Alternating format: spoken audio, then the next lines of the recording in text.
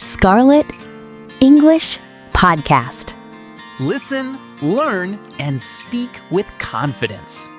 Welcome to Scarlett English Podcast.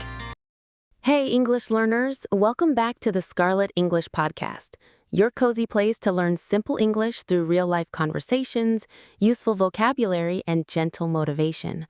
I'm Scarlett. And I'm Luke. Luke, can I ask you something? Of course, though your questions always make me think twice. Good. Here's the question. Have you ever felt behind in something? Honestly, yes, all the time. Really? With what? English mostly. I'll hear someone speak so smoothly, and I think I should be there by now. I think almost every learner has felt that exact thing. Really? Yes, that quiet voice that says, "You're behind, you should know more by now." That voice is loud sometimes. Exactly.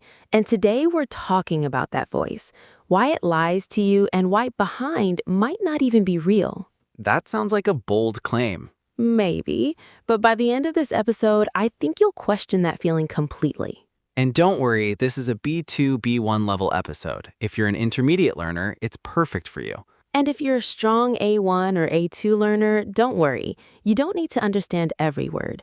Just relax, listen, and enjoy the conversation. Maybe you're studying today, commuting, cooking dinner, or maybe you just compared yourself to someone else and felt small. If that's you, this episode is for you. Let's begin. Luke, why do you think we feel behind? Because we compare ourselves to people who started earlier. Do we ever compare fairly? Almost never. I compare my first year of English to someone's 10th year. That's not really behind, that's just a different point in time. But it doesn't feel that way. No, it feels like a race, and in a race, someone's always ahead. Exactly, but learning a language was never a race. Then why does it feel like one? Because we only see the finish line. Someone speaking fluently, we never see their 1,000 quiet mornings of practice. That's true. I don't see their mistakes, just their result. Exactly, so we compare our beginning to someone else's middle. That's unfair to ourselves. Completely unfair, and yet we do it every day. You know, I remember comparing my English to a coworker's. He'd lived abroad for years. And how did that feel? Terrible. I felt small, like I was failing. But were you failing? No, I just started later. That's not the same thing. Exactly. Starting later isn't falling behind. It's simply starting later. I never separated those two ideas before. Most people don't. Behind assumes there's one single timeline everyone should follow. But there isn't. Not at all. Your timeline began the day you started, not the day someone else did. Scarlett, there's something I've noticed. What's that? The feeling of being behind doesn't go away even when I improve. Interesting. Why do you think that is? I think because I keep raising the finish line. Say more. Well, first I wanted to hold a conversation, then I did. Then I wanted to sound natural, then I did. Now I want to sound like a native speaker. So the target keeps moving. Every time. That's actually really common. We treat progress like it should feel finished, but growth doesn't work that way. Then what does it feel like? It feels like always being slightly ahead of where you were and not slightly behind where you want to be. That's a completely different way to measure it. Exactly. One measurement makes you proud, the other makes you tired. I've definitely used the tiring one. Most learners have. Can I ask you something, Luke? Always. If you compared your English today to your English 1 year ago, what would you notice? Actually, a lot has changed. I understand faster, I hesitate less. So by that measurement... I'm not behind at all. I've actually come far. Exactly. Behind only exists when we choose the wrong comparison. You know, I think there's something deeper here. What's that? We assume fluent speakers don't struggle anymore. Don't they? Not even close. Fluent speakers still forget words. They still mispronounce things. They still learn new vocabulary. Wait, really? Really? Fluency isn't the absence of struggle. It's the comfort with struggle. That changes everything I imagined about fluent speakers. Most people imagine fluency as a finish line. It's actually just a different kind of ongoing practice. So even they're still moving forward? Always. Nobody arrives and stops. Then feeling behind compares me to a place that doesn't even exist. Exactly. There is no finished version of a fluent speaker to catch up to. That's oddly comforting. It should be. It means you're not chasing something impossible. You're just walking your own path. Scarlett, what would you say to someone who feels behind today? I'd say stop measuring your middle by someone else's later. I love that. And I'd say the fact that you understand more than last year already proves you're moving. Not behind, just moving at your own pace. Exactly, and not pace is enough. I think I've learned something important today. What's that? Feeling behind was never really about English.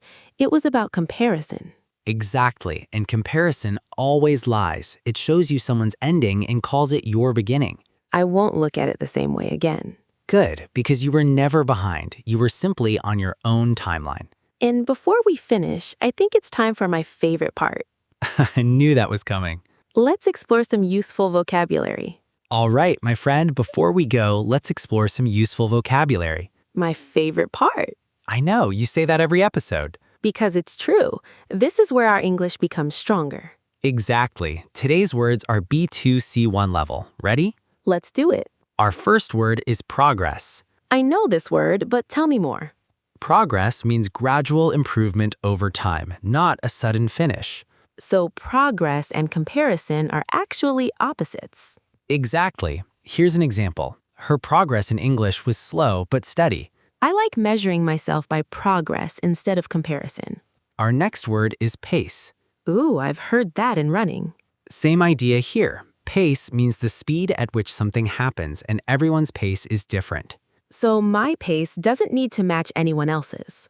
Exactly. Here's an example. She learned at her own pace and eventually became fluent.